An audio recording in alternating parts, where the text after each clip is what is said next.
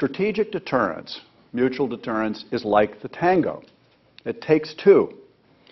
It isn't enough to have one party say, the Cold War is over, you're now a democratic country and a member of the international community, and we're not enemies anymore, and that's why you shouldn't be worried about NATO enlargement, and that's why we no longer have to have MAD, which, of course, was a McNamara coinage, and he knew that it was a heavily ironic one, but it nonetheless carried with it some highly specific concepts which had been built into arms control before then.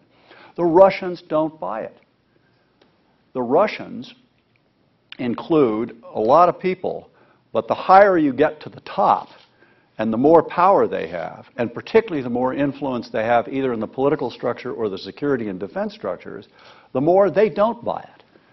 They worry that were we, the United States, to have the capability of carrying out a preemptive strike against them, we would either use it or use our capacity to use it to disadvantage them, if not worse. And that means that they are going to take countermeasures.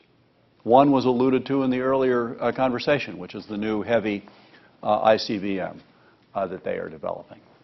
And it is, I think, unquestionably true, and this came out repeatedly, Joe and Steve and Madeline, as they know, in our conversations with Igor Ivanov. And while that's a track 2 exercise, it's a little more track 1.5, or at least supervised track 2 on the Russian side.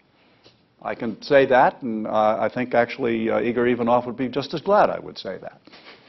So we came away in our conversations with our Russian counterparts convinced that unless the principle of the ABM treaty, I'll come back to the model of it in a second, is preserved, there will be no more reductions in strategic offensive weaponry. And by the way, the ABM treaty, as I'm sure, again, everybody in this room knows, does not prohibit defenses. It prohibits those defenses that could be construed or perceived as being strategic defenses that would make it easier to have a preemptive strike.